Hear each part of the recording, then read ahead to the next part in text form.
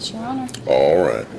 See, this red light means we're on the record. If it's not on, then you'll let me know. That's what it's up here for. Okay? We are on the record. This is the matter of, I had it up, Roosevelt et al. Versus Sotomayor et al. The case number that I have assigned it is 14 CI 0001. Counsel, if you would please enter your appearances for the record, starting with the plaintiff. Do we have the plaintiffs on this side? Do we? You've read the point. You read the? Did you read that? Yeah. Did you read that? Yeah. Did you read that stuff? I'm reading it right now. Well, you're making better use of it than most lawyers do. We're supposed to stand, or we need to be standing up? Well, yeah. If you would please enter your appearances for the record. Go right ahead. Lauren Bush for the plaintiff. Megan Carrick for the plaintiff. Haley Hurt for the plaintiff. Patrick Markey for the plaintiff, Your Honor. Ambrose O'Brien for the plaintiff, Your Honor. All right. Good morning to all of you, and for the defense.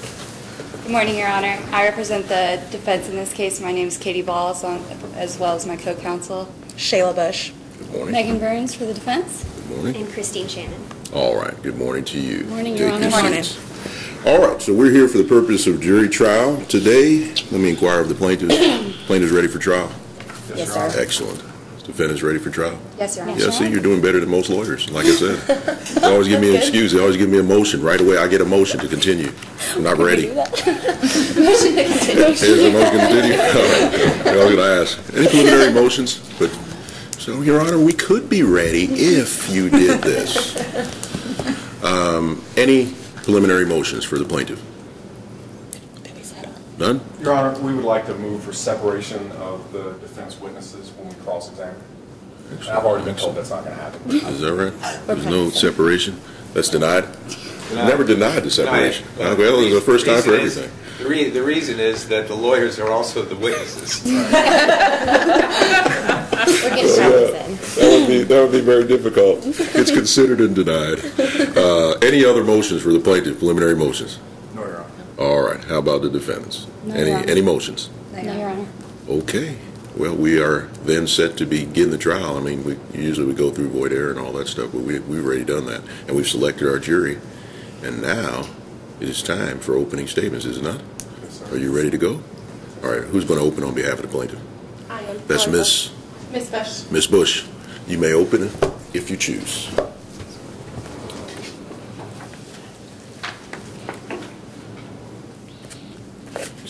Good morning, members of the jury, Your Honor, counsel. Good morning. My name is Lauren Bush, and I'm here to represent the estate of Evelyn Roosevelt. Ms. Roosevelt died at Our Lady Saints Hospital in November of 2011 from complications that arose during what should have been a routine gallbladder procedure.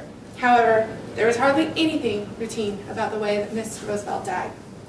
You see, what sets this case apart is that Ms. Roosevelt did not have a gallbladder to be removed in 2001. In fact, her gallbladder had been removed in 1991, 10 years before the defendant and his scalpel got anywhere near her body. You see, what's more is that Ms. Roosevelt's medical history was not a mystery. The fact that her gallbladder had been removed was spelled out twice in the medical record.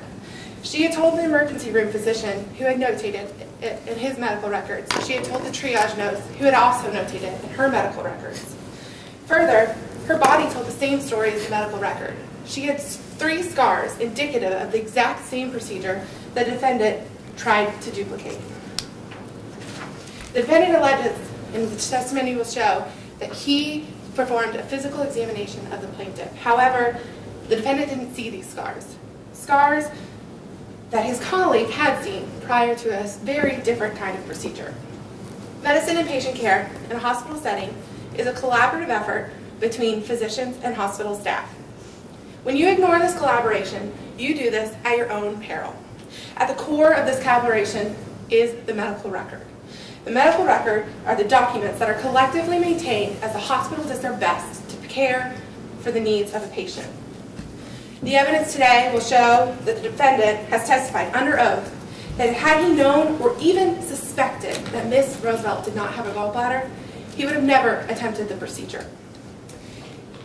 The very procedure that the defendant admits set in motion the complications that led to her demise, to her death. And although the evidence will show that all of the information necessary for Dr. Sotomayor, the defendant, to know that Ms. Roosevelt had already had her gallbladder removed. The defendant admits that this information would have changed his recommendation. He maintains that he didn't have to read that portion of the medical record. The medical record that would have saved her life. Rather, the evidence today show that the defendant alleges a board-certified general surgeon does not have to read the entire medical record. He doesn't owe that to his patients. He maintains, and the evidence will show, that his decision on Mrs. Roosevelt was justified. Let me repeat. Dr. Sotomayor, to this day, maintains that his decision to open up and operate on a 75-year-old woman on 3 types of blood thinners was justified, to remove a gallbladder that was not there. You will hear the defense cling to a radiology report, a report that the evidence will show is filled with ambiguities, so much so that the performing doctor could not even definitively state whether the gallbladder was even present. However, it doesn't matter what the defendant thinks about his actions. Dr. Sotomayor does not get to decide single-handedly what the standard of care is for a medical physician. That's in your hands. What matters is what you think. And regardless of what the defendant says today, there are certain facts that will not be denied. That Ms. Roosevelt did not have a gallbladder when she walked into Our Ladies of Saints Hospital is not in dispute. That this procedure was not a medical injury or emergency, that's not a dispute either. That Dr. Sotomayor had all the information necessary to make an informed decision in the medical record, that's not in dispute. And most importantly, it's not in dispute that this gallbladder procedure set in motion a series of complications that led to Ms. Roosevelt's death. There are things that we do agree on, these are them. However, there are also things that we don't agree on. And we're not going to agree on everything, of course, that's why we're here today. I imagine that today's testimony will be complicated. It's going to be littered with medical jargon and technical testimony about procedure. However, listen closely. The defense is going to testify that Dr. Sotomayor's actions don't matter. And they don't matter because Ms. Roosevelt consented, according to the defense, to this procedure. And that consent was informed. And it was Ms. Roosevelt's duty to tell her doctor that she had already had her gallbladder removed. The defense, gallbladder removed. And even though she had already told 2 members of the same hospital staff. The defense is also going to testify that this procedure was urgent. However, let this be known. This procedure was not performed in the circumstances of a medical emergency. The defense is going to urge you to believe that they didn't have time to wait for the blood thinners to be clear of Mrs. Roosevelt's body, that they didn't have time to investigate her gallbladder any further, they didn't have time to review the ambiguities of the report. However, this was not a medical emergency. I urge you to listen to today's evidence very closely. Beneath the facade, beneath the vocab, listen to the truths of what you are being accepted to admit. Consider who is looking out for who, and who, if anybody, was ever looking out for Mrs. Roosevelt. Now, like I said, today is going to get complicated. However, I ask that you, after you hear all the facts, after you hear all the testimonies, hold Dr. Sotomayor accountable to his actions and honor the memory of Evelyn Roosevelt. Thank you, Ms. Bush. And who's going to open on behalf of the defendants? Actually, Your Honor, because our team has 5 people, there are going to be 2 openings from us and 2 closings from us. Well, thanks for that. I appreciate it. Are you going to open? Are you going to open on behalf of the second opening? And your name is? My name is Ambrose O'Brien. What's the last name? O'Brien. Mr. O'Brien. Yeah, we have 17 students, so it didn't. Nobody dropped out of the course, so. Yeah. So we got a couple openings. That's good. That's right. All right, Mr. O'Brien, you ready to open? I am, Your Honor. All right, you may. May it please the court. It does. Ladies and gentlemen, medicine in a hospital setting, and more importantly in this case, patient care, is a collaborative effort between multiple doctors and healthcare providers. It's a collaboration between doctors who specialize in different fields of medicine. And when you ignore that collaboration, you put your patients' lives in danger, and you do so at your own peril. This morning, you're going to hear a story, and it's an intriguing story. But unlike most stories that have 2 sides, in this story, the truth does not lie somewhere in the middle. No, folks, at the end of this trial, what you're going to see is that this story is an outlier. It's the exception to that old rule, because the most important facts of this story can hardly be disputed by either side. That's right. As odd as it may seem to a group of people who now sit before me to settle a dispute, what I'm telling you is the most important facts of this story can hardly be disputed. The defense will try, and though talented they may be, at the end of this trial, nothing they do or say will be able to divert your attention away from the most important facts. Let's talk about what those facts are. Ladies and gentlemen, the evidence will show that a board-certified physician attempted to perform a procedure that she had no business trying to perform. And how do we know that? There's really no dispute that this procedure was unnecessary. And we know that because the evidence will show that the procedure Dr. Sotomayor attempted to perform was a gallbladder removal. And when Evelyn Roosevelt walked into the hospital on November 6, 2001, she did not have a gallbladder. Let me say that again. Dr. Sotomayor attempted to remove a gallbladder that was not present. How else do we know that this procedure was unnecessary? Because Dr. Sotomayor admitted it in his discovery deposition. The evidence will show you, and I'm telling you here right now, that had he known or merely suspected that Evelyn Roosevelt had already had a prior gallbladder procedure, he would not have operated on her. In other words, what he said in his discovery deposition was that if I would have just thought that she had already had a gallbladder procedure, I wouldn't have done this. I would not have operated on her that day. That's important. I want you to remember that. Okay, I want you to remember that because what we're asking you to do here today is to find that Dr. Sotomayor's standard, Dr. Sotomayor's performing this procedure was below the standard of care. That his conduct was below the standard of care because he had a duty to Evelyn Roosevelt to use the same skill, care, and judgment in assessing her and diagnosing her that any other surgeon would, any other reasonable surgeon would, who was in the same or similar circumstances. And that's important because his conduct, her conduct was below the standard of care, precisely because she ignored all the signs that were right in front of her.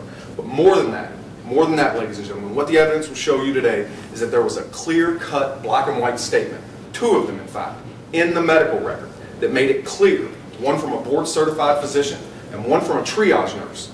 And those statements in the medical record, they're in black and white, make it clear that Evelyn Roosevelt did not have a gallbladder, that she had already had the procedure for which Dr. Sotomayor attempted to perform on her that day. Now, you watch and see. The defense is not going to deny any of that. They're not going to deny that Evelyn came into the hospital without a gallbladder. They're not going to deny that because she didn't have a gallbladder, that it was unnecessary to remove it. They're not going to deny that a board-certified emergency room physician entered into Evelyn's record that she had undergone a cholecystectomy. Now, cholecystectomy, what is that? Let's talk about that for a second because that's one of those confusing medical terms you're going to hear here today.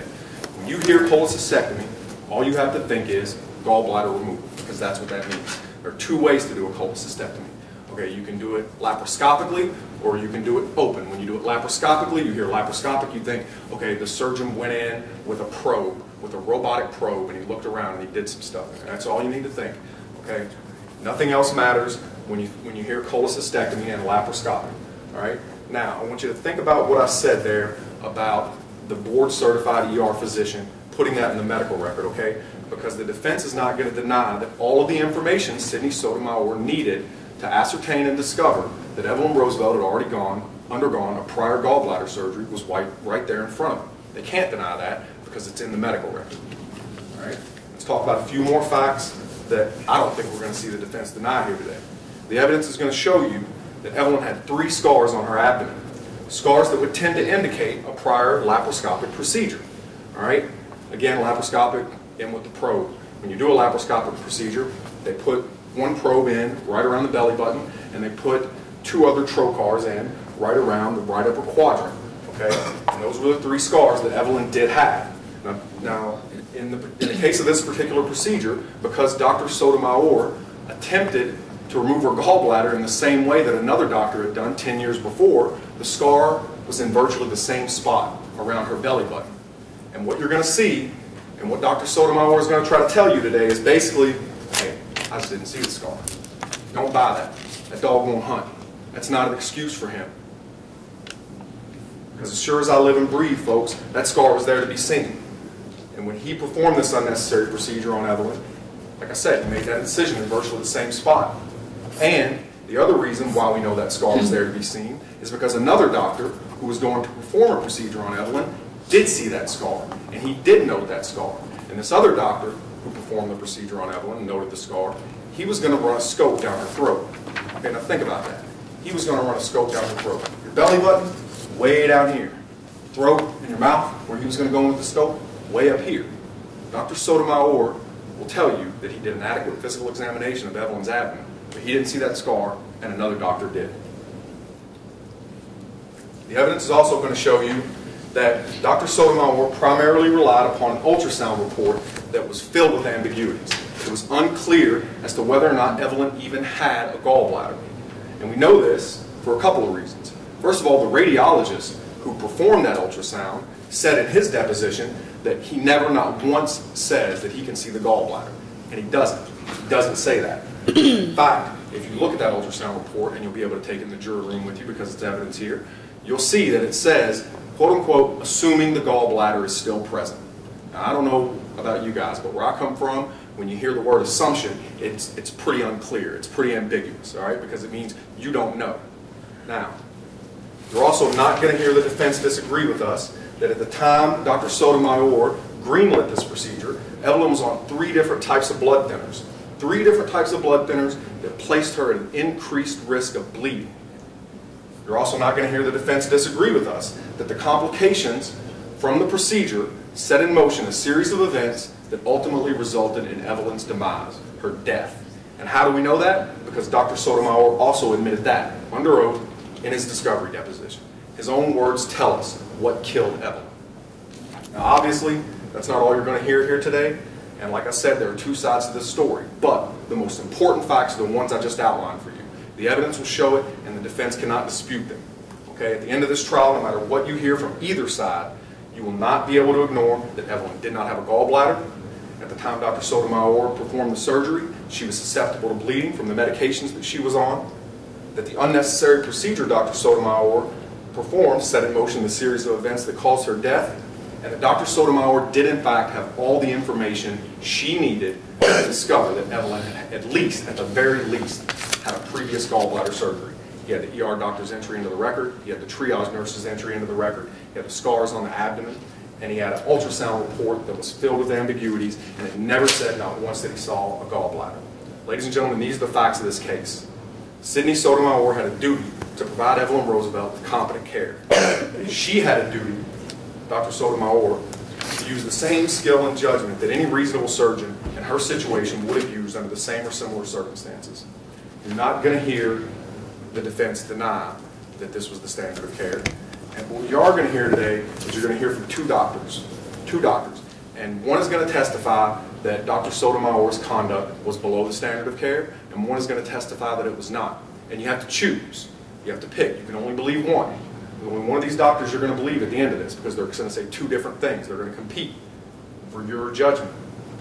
And you're going to have to make that choice. But you don't have to check your common sense at the door. You don't have to get caught up in the technical minutia of this case, because it's very simple. Just use your common sense. That's all we're asking you to do. We're asking you to listen to what these experts say. We're asking you to listen to how they say it. And more importantly, folks, we're asking you to think about who these experts are. Think about what their relationships are to the parties. Think about what their motivations might be to testify in the way that they are. Because that's going to be important. Use your common sense. That's all we're asking you to do. Because we believe that if anyone can listen to these facts objectively, if anyone does that, then they will do the right thing and they will find for our client, Evelyn Rose. Thank you very much. All right, so Brian, thank you very much. Are there additional openings for the plaintiff? No, Your Are we Honor. complete? 2 is plenty. All right, this is what I'm sorry? 2 is enough. Oh, okay, I just want to make sure. Who's going to open on behalf of the defense in this case? Christine Shannon, Your Honor. Ms. Shannon? Yes. You may open.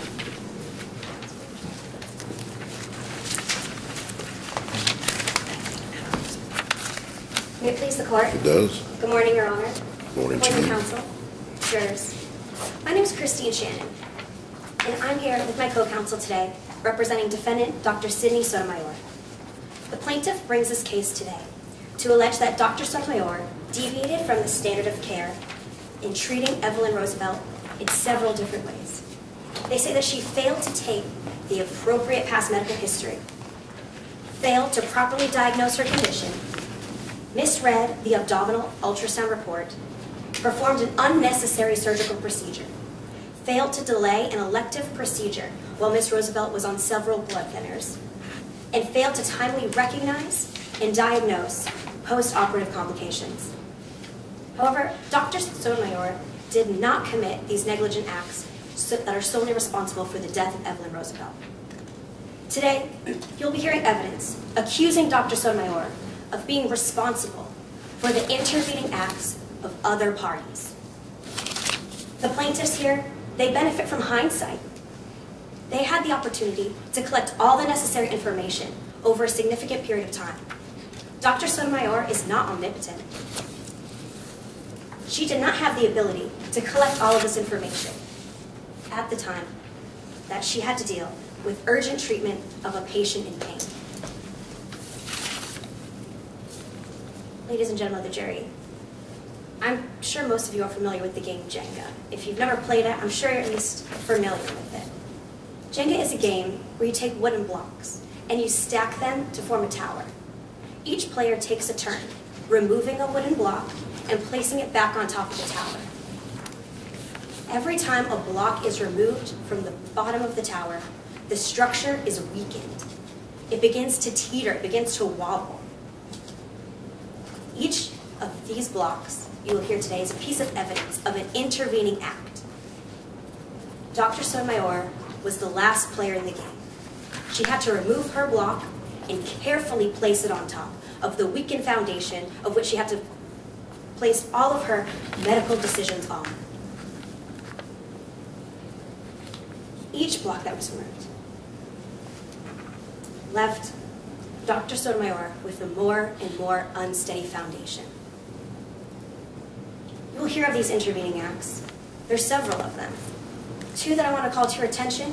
The first two that occurred as soon as treatment began was Dr. Thomas, the treating physician, failed to report Ms. Roosevelt's prior surgical history to Dr. Sotomayor. The second, Dr. Sotomayor inquired as to Ms. Roosevelt's prior surgical history with Kerry and Evelyn Roosevelt, Kerry being the son of Ms. Roosevelt, both of whom are licensed medical practitioners. They both failed to report Ms. Roosevelt's gallbladder surgery to Dr. Sotomayor. You'll hear this evidence from witnesses today, two of which will be brought by the defense. The first is Dr. Ginsburg.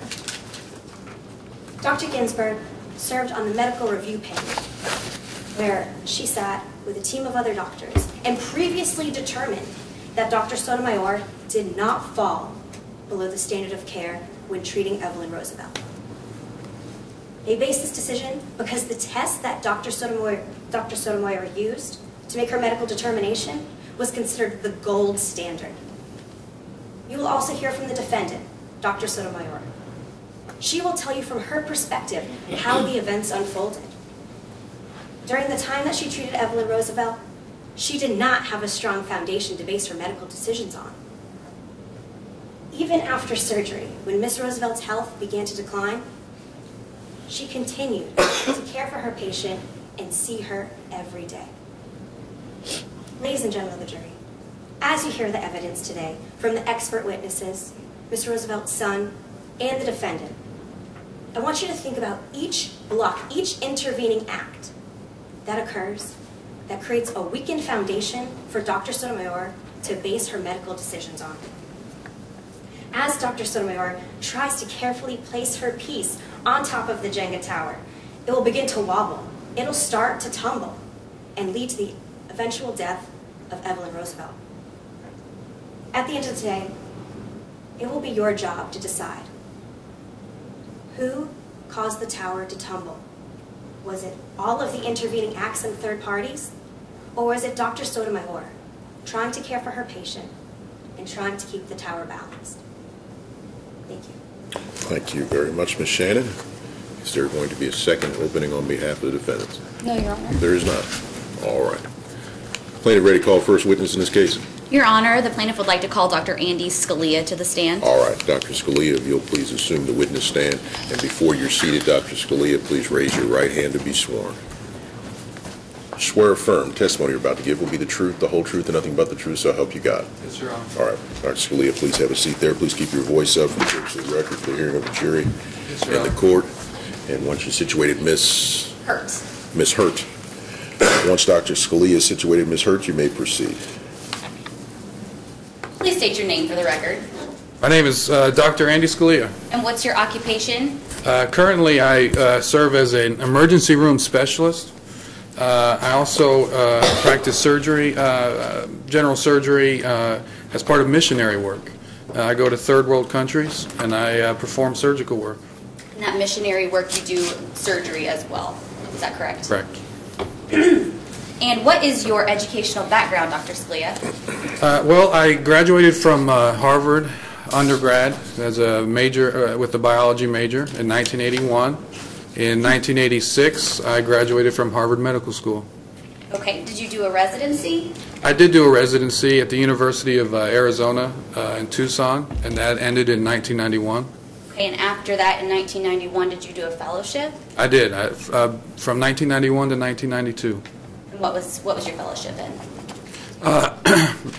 Thoracic surgery and oncology, and we're talking about thoracic, I mean surgery on the heart, the lungs, the esophagus, and other internal organs. And oncology, I'm talking about working on lung cancer or esophageal cancer. Thank you for defining those. Those are kind of difficult words, so we appreciate that. So after your fellowship, what was your work experience? I worked for the VA, the Veterans Administration, a hospital in Temple, Texas. I worked there for 13 years as a thoracic surgeon and a general surgeon. Okay. And is that where you're located today? I'm not. Currently, I'm an emergency room specialist at Henderson Hospital, I believe. How did you get from point A to point B? How'd you end up at Henderson? In the middle, I had a locum tenens position at another nearby hospital. That became a full-time position, and then I've moved to this other hospital. Can you define for me real quick what locum tenens means? That's a temporary position, and it actually became a full-time position. Okay, thank you. Do you hold any state licenses? I am board certified in general surgery. And are you a member of any medical societies? I am the Texas Medical Association and the Texas Medical Foundation. Okay. Do you have any experience with general surgery? I do. Extensive surgery. I've been certified to do that since 2003, Okay. 2004. But I've been, through my training, through missionary work, I actually started doing the missionary work in the mid-'80s, and it's always involved surgery. Okay, and then can you clarify then what your specialties are? I would consider myself an expert in thoracic surgery. Okay, okay. Have you ever had any articles published in the general surgery? I've had numerous articles published. My first article was a surgery on spinal accessory nerve injury, and that occurred in the early 2000s. After that, I actually had a column in a national journal. The journal's called Contemporary Today. I had a column called Scalpel and Gavel. And so I've had numerous publications. What was the scalpel and gavel? What kind of articles were those? Those were articles on topics that related to the medical legal profession. It's something I have an interest in. Okay, okay. Your Honor, I offer Dr. Andy Scalia as an expert in the field of general surgery. Okay. What's the position on that? Is there any law related to that? Is there any objection? No objection. Okay, because in Kentucky we don't offer. But that's fine. Yes, you may, I guess. Thank you. Whatever. Thank you very much. This whole script was scripted from a case in New Orleans, I believe. Oh, is that right? Yeah. Well, that's the ruling. Yeah, whatever you want. Yeah. Thank you. Thank you. Okay, Dr. Scalia. First of all, I'm going to ask you a series of questions here in a little bit, and I'm going to ask you to answer those based on your education, knowledge, skill, and experience to a reasonable degree of medical certainty. Can you answer these questions based on that? Absolutely. Okay. First of all, Dr. Scalia, did you work yourself on Mrs. Roosevelt? No. Okay, then how did you come to learn about Mrs. Roosevelt's case? I was initially contacted by her attorney to review the records. I was then sent the records, and I believe this occurred approximately August 2006. I did that. I reviewed the records. I didn't write a report, but what I wrote was a list of deviations that I believe deviations from the standard of care that Dr. Sotomayor failed to. All right. So have you reviewed Mrs. Roosevelt's medical records? I have. Have you reviewed any depositions in this case? I have. Okay. Based upon your review of all, well, actually, have you reviewed anything outside of that? I have. I reviewed a summary, a report that I actually had previously written about the condition called heparin-induced thrombocytopenia, and this was a summary that I had written, and those are the only. It's the only sort of medical research I did. Was that a report that you had written specifically for this case, or no? No, I hadn't written it specifically for this case. So did you create a report for this case? I did not create a formal report. Instead, I wrote a list of deviations from the standard of care. Okay, we'll get back to that in just a second. Based upon your review of all of that information, of the medical records, of the depositions, of your outside report, and based upon the facts as you understand them, have you been able to form an opinion as to the cause of Ms. Roosevelt's death? To give sort of an overview of what occurred, you had Ms. Roosevelt go to the emergency room. She's 75 years old. She was complaining of chest pains, chest-type symptoms. She was seen by a number of consultants. Dr. Sotomayor then proceeded to perform a laparoscopic cholecystectomy, or actually attempted to, and there was... Can I interrupt you really quickly? What do you mean by laparoscopic cholecystectomy? Laparoscopic cholecystectomy is the technical term for a gallbladder removal procedure. Thank you. And so what happened was that the doctor goes in, realizes there's no gallbladder, stops the procedure, and then after this, a bleed occurs. We have internal bleeding. All the complications that go with internal bleeding occur, and this patient died. When you were asked to review the facts of this case and objectively determine what happened here, were you able to determine whether there was any departure from the proper standards of medical care? Absolutely. And what would that be? Well, first of all, I wrote the list of deviations, so that I found that there were 10 issues. Okay. Your Honor, at this time, I would like to mark this exhibit as Plaintiff's Exhibit Number 1. All right. I'm going to show it to the defense. They already had access to it as well.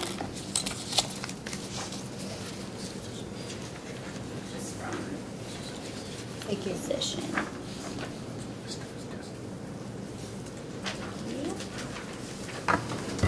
May I approach? You may. Here's a copy for you. Right. Yeah, I'll just put it right there. Thank you. May I approach? May. Do you recognize this? Yes, I do. Is that a reasonably accurate representation of the list of deviations that you created? It is. Okay. It's the exact list. Okay, we're going to go through this list. Okay. So you said you created a list of 10 deviations, correct? That's correct. Some of these are pretty complicated, so we're going to try to break them down into layman's terms so that I can understand them and everyone else in here can understand them as well. The number 1 on this list says performing H&P and holding. What does performing H&P and holding mean? Well, just to clarify, I'm saying that Dr. Sotomayor deviated from the standard of care for a surgeon, and what I mean is that what would a normal surgeon do under similar circumstances? And I'm saying that Dr. Sotomayor departed from that standard. And the first thing, performing H&P and holding, that's the shorthand that I wrote. And what that means is it was a deviation from the standard of care for Dr. Sotomayor to perform the history and physical in the holding area. And the holding area means this individual, Miss Roosevelt, she was prepared to have another surgical procedure done. So she's laying there, she's waiting to have surgery, a different surgery than the cholecystectomy. And from the records and from the depositions, Dr. Sotomayor at that point comes in and performs this history and physical. And so history meaning he interviews the patient, he's trying to find out about past procedures, and then physical, literally doing a physical examination of the area.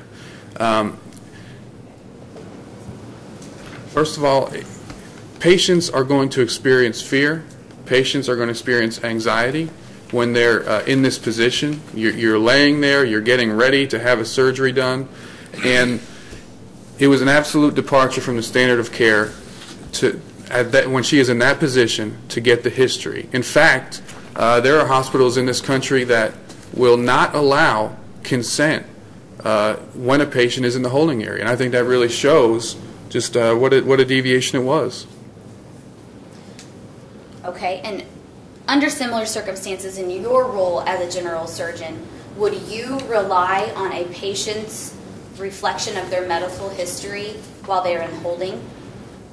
I would not be in that position. I would not be interviewing the patient for the first time getting a history in the holding area. I just would not do that. I would not be trying to get consent, and that's what a normal surgeon would do. Is what I'm saying. They would not do this. Okay.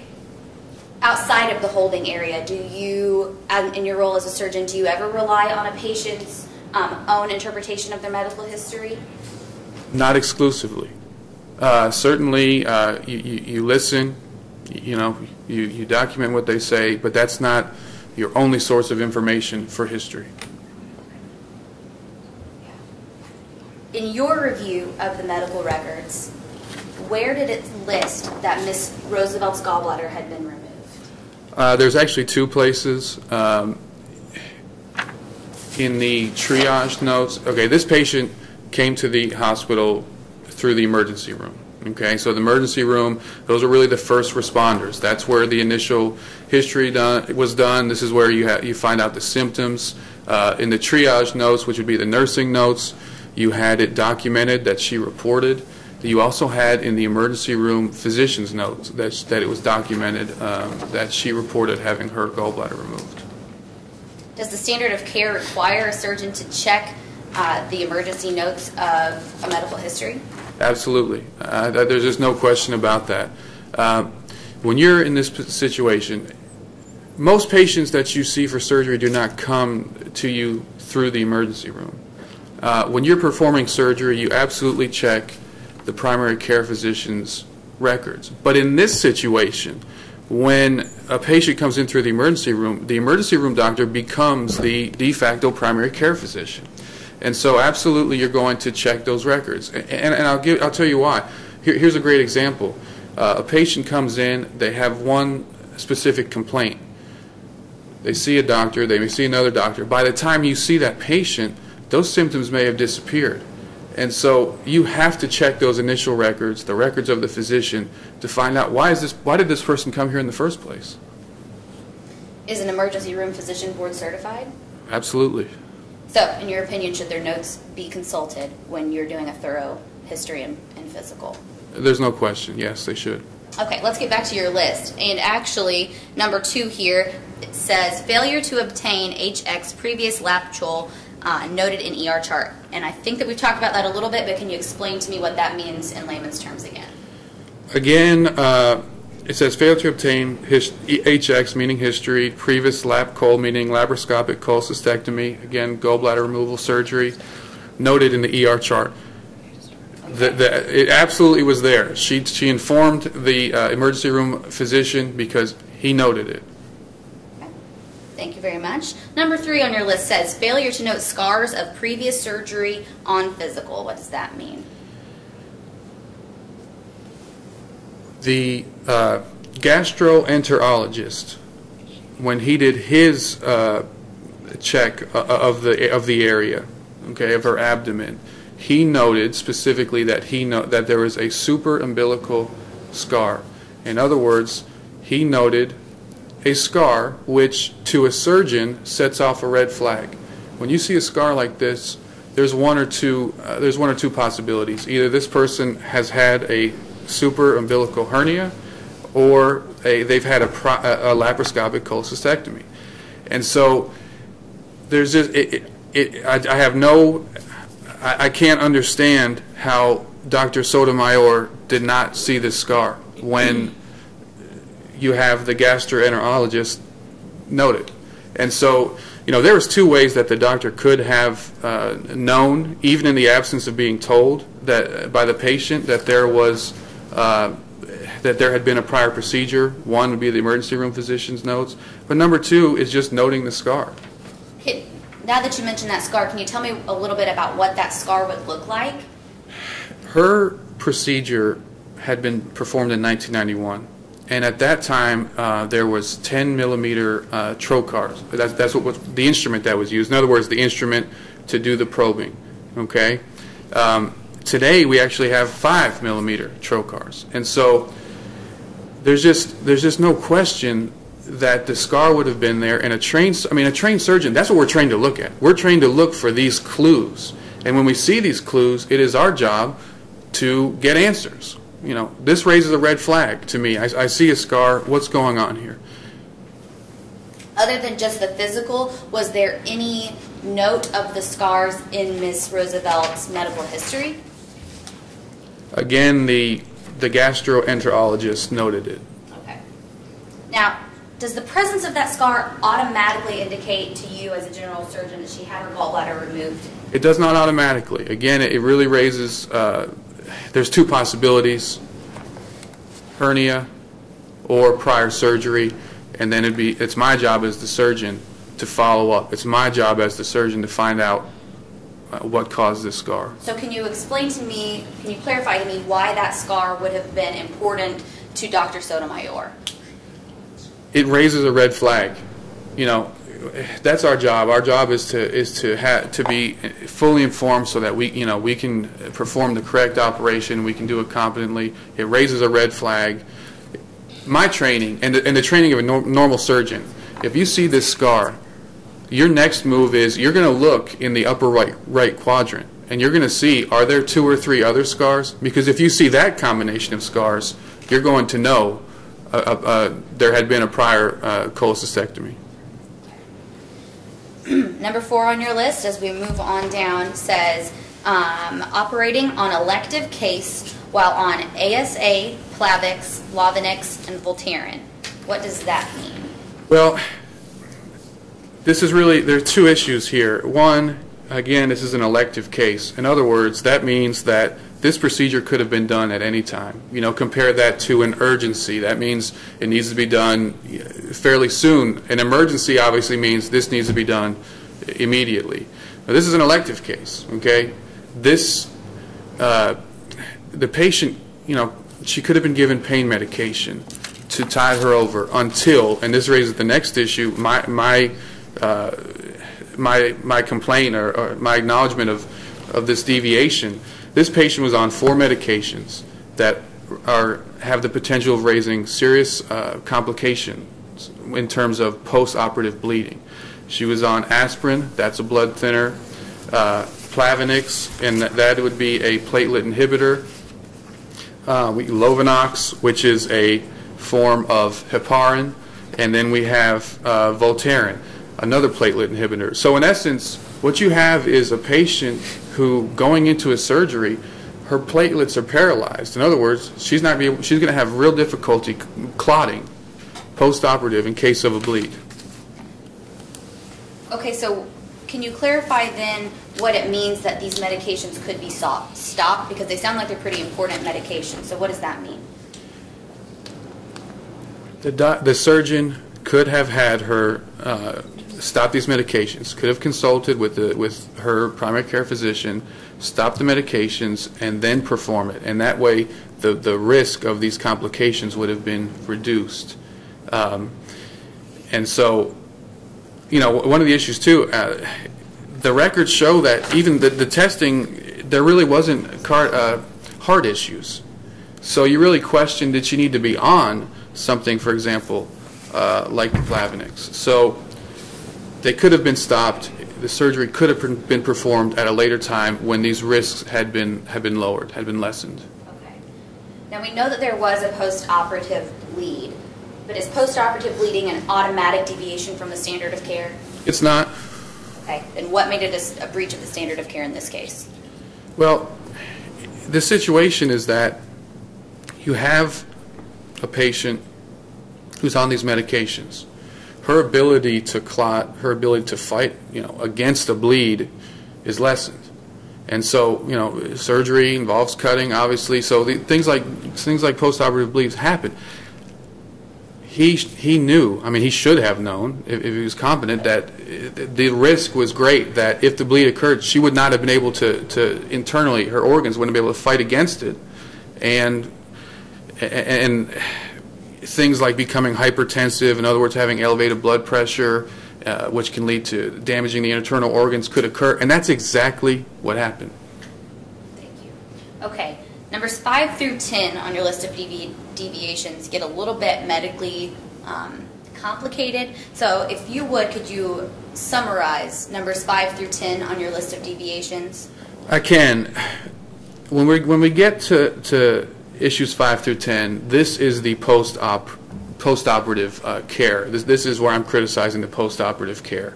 And this criticism relates to the issues I just discussed in terms of the medications. You have this person whose ability to clot is lessened, and so you should expect to be paying very close attention. Are these complications that could come with bleeding are going to occur? And what you have in this situation is there was not close enough attention paid.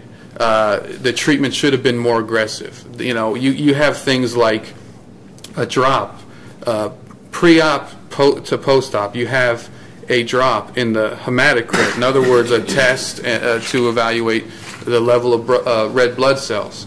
The testing should have been more frequent. With these issues, you don't wait 24 hours to test. You test every 6 hours. And then, they failed to diagnose possible HIT. That HIT is heparin-induced thrombocytopenia. Thrombocytopenia. Heparin-induced thrombocytopenia.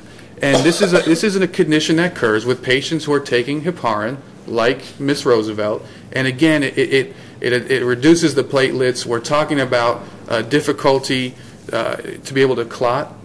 And if they had simply taken her off the heparin, you check her later, and if the platelets rebound, there was your issue. Now you've corrected your issue.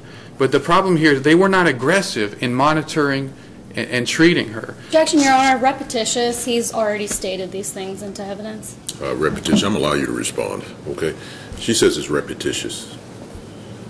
Well, Do you think it's repetitious? It is not repetitious. He's got a point and he's getting to it. So if he would be allowed to have a couple more sentences, he'll be able to wrap this one up. All right, so overruled. May proceed. And so, fresh FFP, fresh frozen plasma, that should have been given more aggressively. There was some fresh frozen plasma given. I think it was given 6 times, but that wasn't enough. You have somebody who goes hypertensive. You have the damage that comes with that. The internal organs are damaged. Then you apply some blood products, but you had to give blood and plasma aggressively. And then basically you had a multi-organ system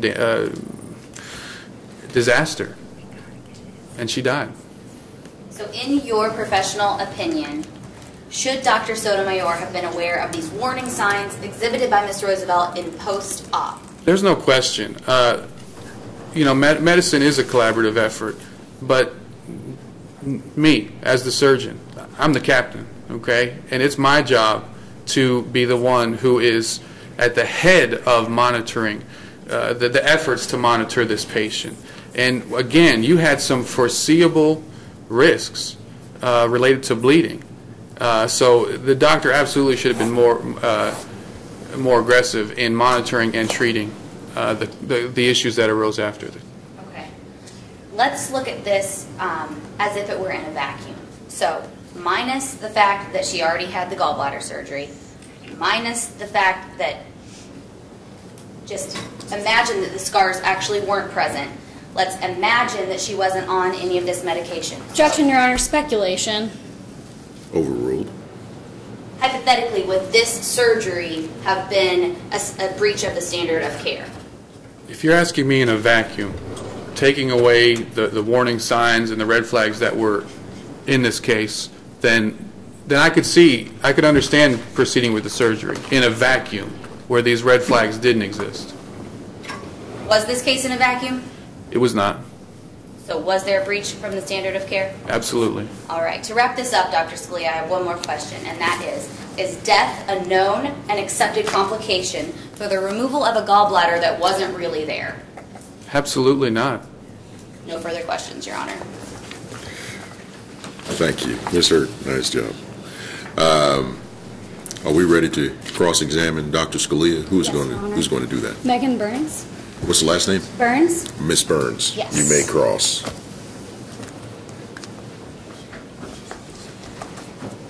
Good morning, Dr. Scalia. Good morning. Jurors, Your Honor. Good morning. First, I'm going to ask you a couple of questions just about your practice. You said your area of expertise was general surgery, correct? I would say specifically thoracic surgery. Okay. So what experience specifically do you have with gallbladder diagnoses or surgery? Well, thoracic surgery is, we're talking about internal organs, okay? So that's one of the major that's an internal organ. So that's a common organ that is operated on by a thoracic surgeon. Do you perform gallbladder removals? Yes. You do. About how many a year? I think that when we look at my deposition, I'm not sure that I have a specific number for that. And you mentioned a lot of your work is done overseas, yes? My missionary work, that's right. Okay. So how many surgeries do you actually perform now in the United States annually? Currently, I don't. Okay. Is it correct that you failed part of your boards the first time you took them? Yes. And to your knowledge, is this commonplace for a physician to fail part of his boards the first time he takes them? It happens, certainly. Is it commonplace? I don't have the specific statistics. Objection, Your Honor. She's asking the witness to speculate as to what other doctors or physicians might do or not do on their boards. Okay, it's overruled. Do you know? I don't. Do you know the answer? I don't. He doesn't know. Do you feel this has impacted your career in any way? No, it's been a great career. Have you ever been sued? I have. And have you ever been sued specifically for malpractice? Right, yes, that's what patients bring suits for, yes, malpractice. What happened in those instances? There's two instances. The first related to when I worked at the VA. You had someone who came in with certain symptoms, and the issue was failure to follow up. Now, that was not just me being sued. That was basically the VA.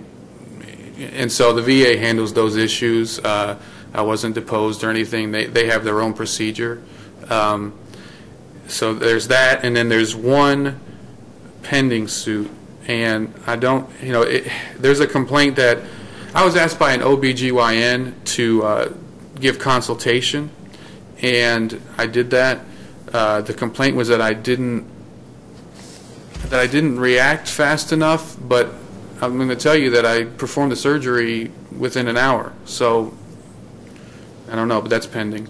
So just to clarify, you have been sued twice for medical malpractice. That's correct. And would you be more trusting of an opinion of a medical expert who'd been sued for malpractice or one who hadn't been sued for malpractice? I don't know how many there are that haven't, but in theory, I would be more trusting of one who hadn't.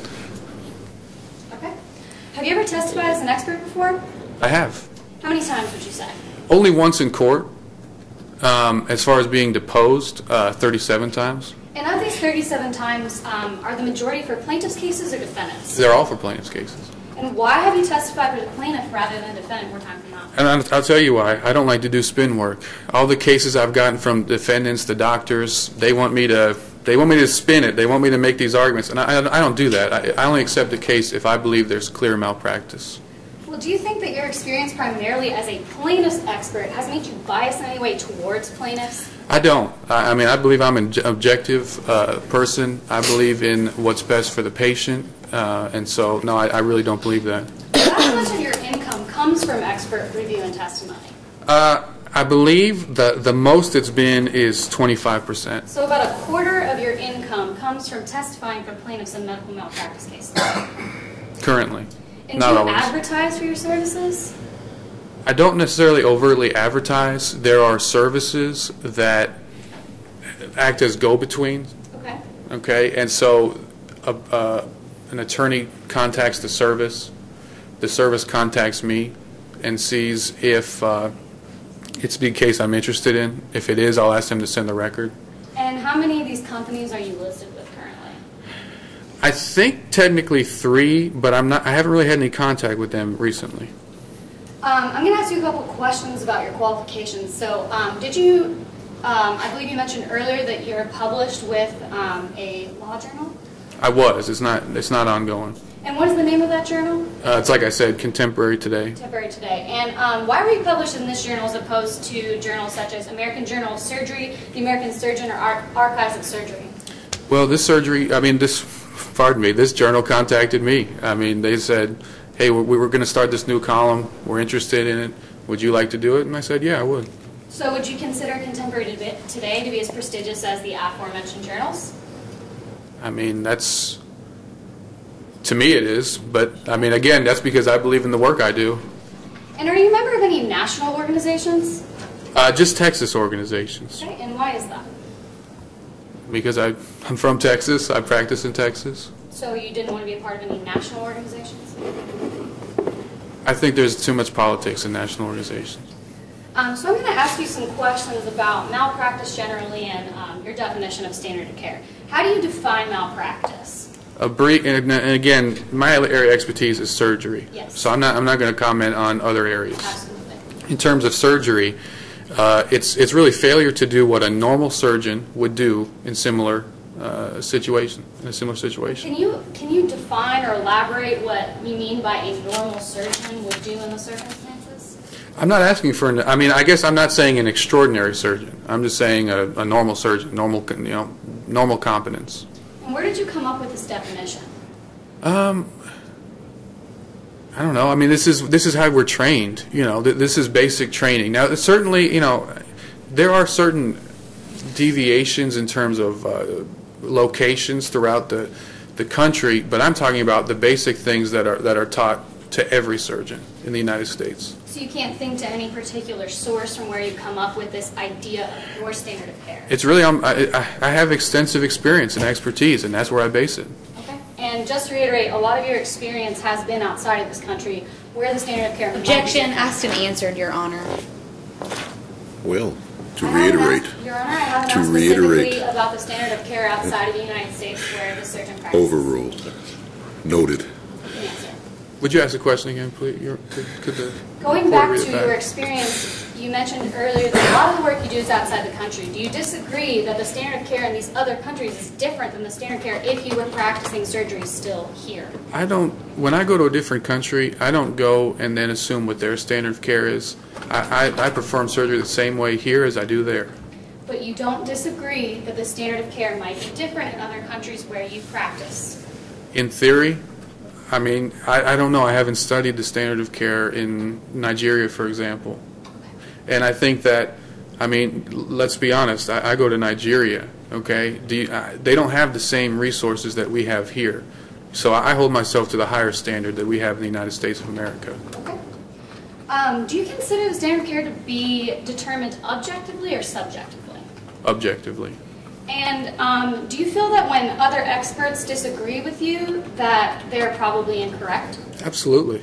So in this case, there were 4 physicians considered to be experts in their field that found that Dr. Sotomayor was not below the standard of care.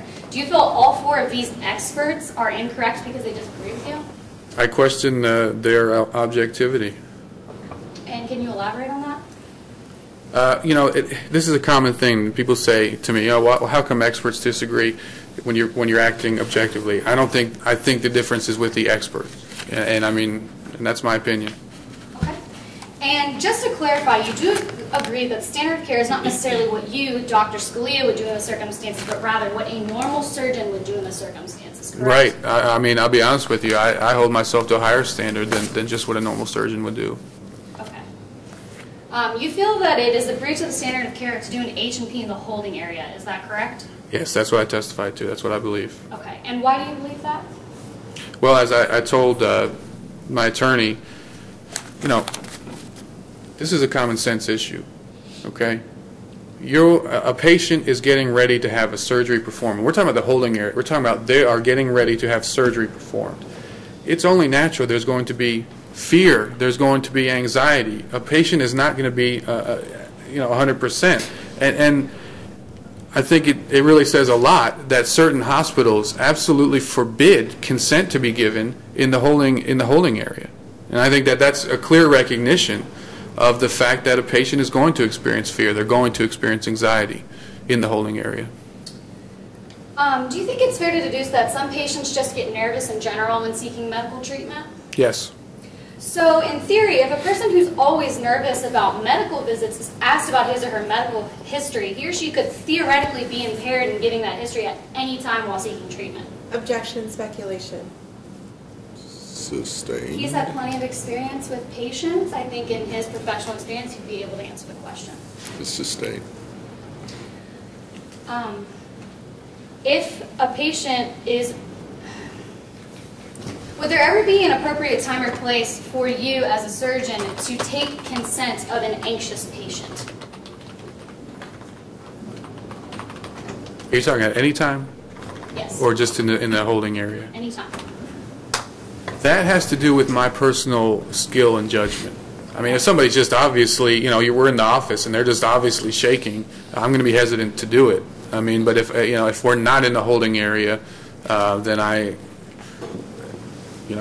if it's not obvious and we're not in the holding area, then we would do consent, certainly.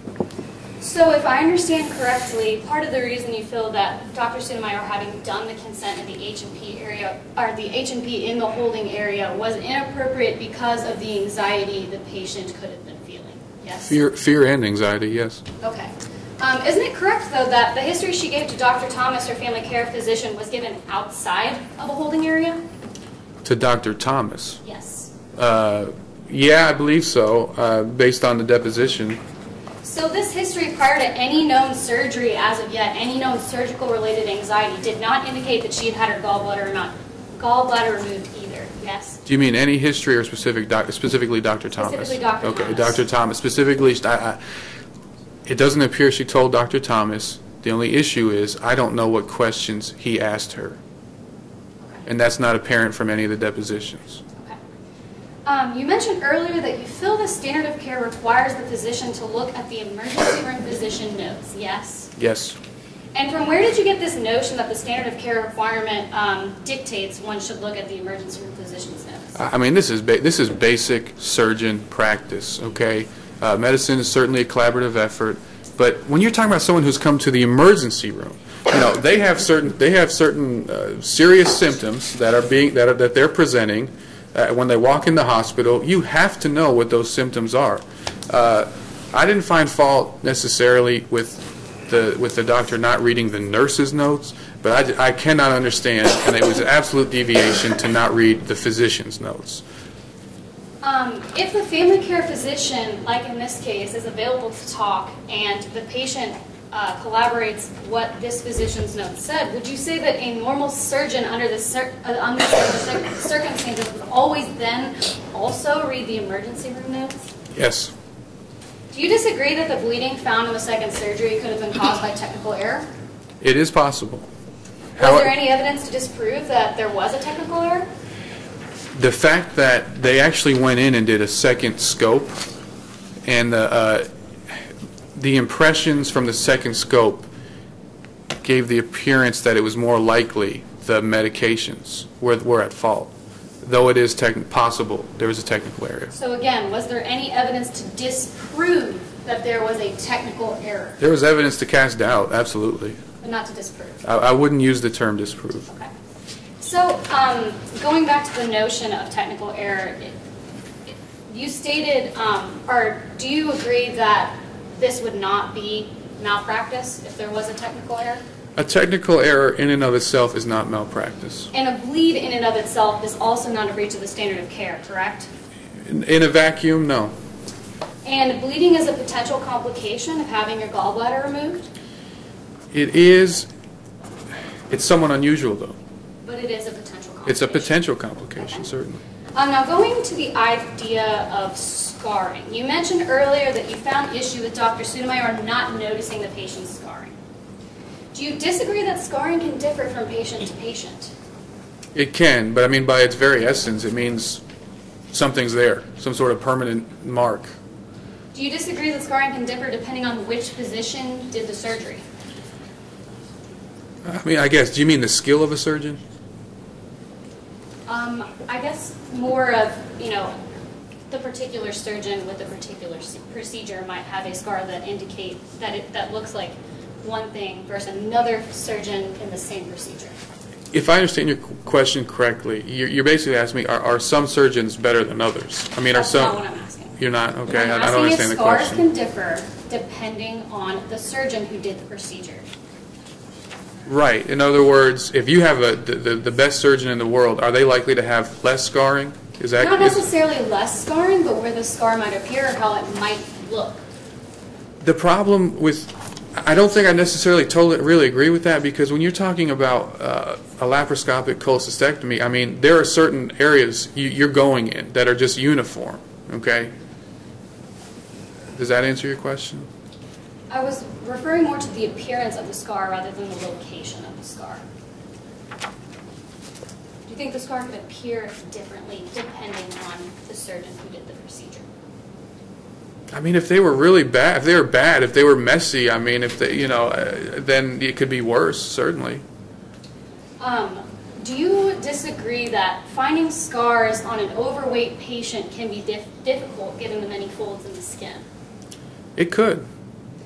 And the patient in this case was overweight, so could finding scars on the overweight patient in this case have proved to be more difficult?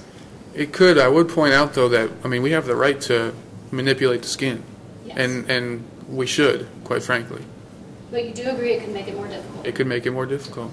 Did you review any textbooks, journals, or articles in connections with the opinions you have in this case?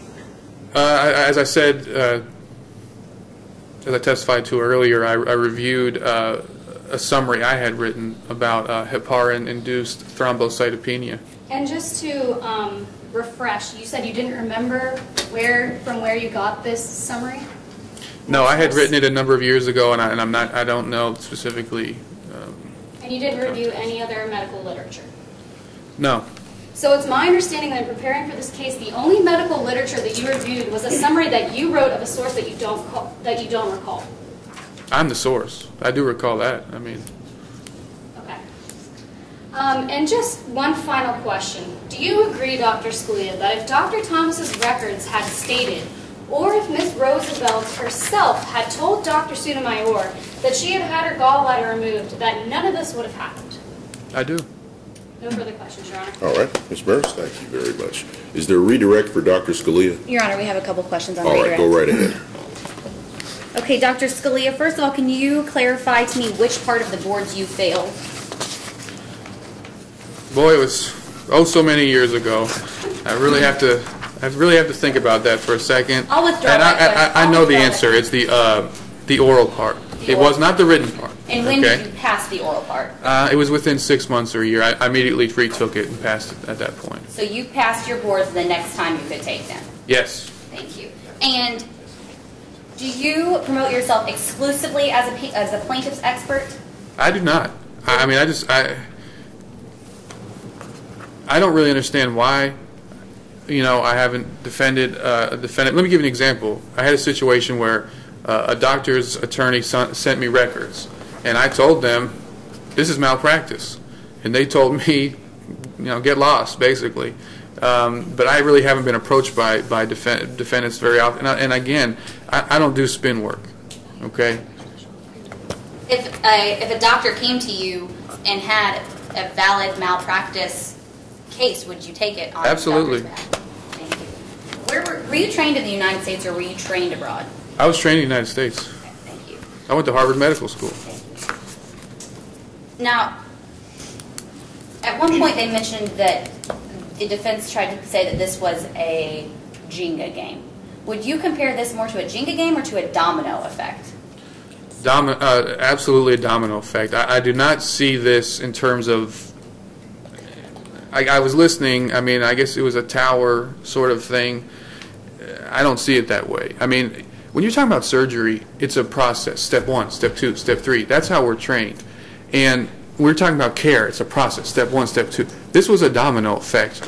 You had all these things take place, and one issue led to the other, which led to the other, which led to the other. For example, the bleed. The patient had, the patient was on these medications that put her at risk of not being able to clot. Then you have the unnecessary surgery. Then you have the bleed. Then you have the complications that go with becoming hypertensive. Then you have the organ damage. And it was that domino effect that led to her death. Do you agree that Dr. Sotomayor was the domino that put all of this into effect? Yes. You have testified that you recall that you reviewed the medical record, correct? Yes. In your reviewing of the medical record, did you review the ER doctor's notes? I did. Do you recall that the ER doctor noted that the patient had signs of anxiety and depression? I don't know that it's... No, I didn't say that. Your Honor, I would like to enter into evidence Plaintiff's Exhibit Number 2, which is a copy of the ER doctor's report. May I approach? Okay, you may.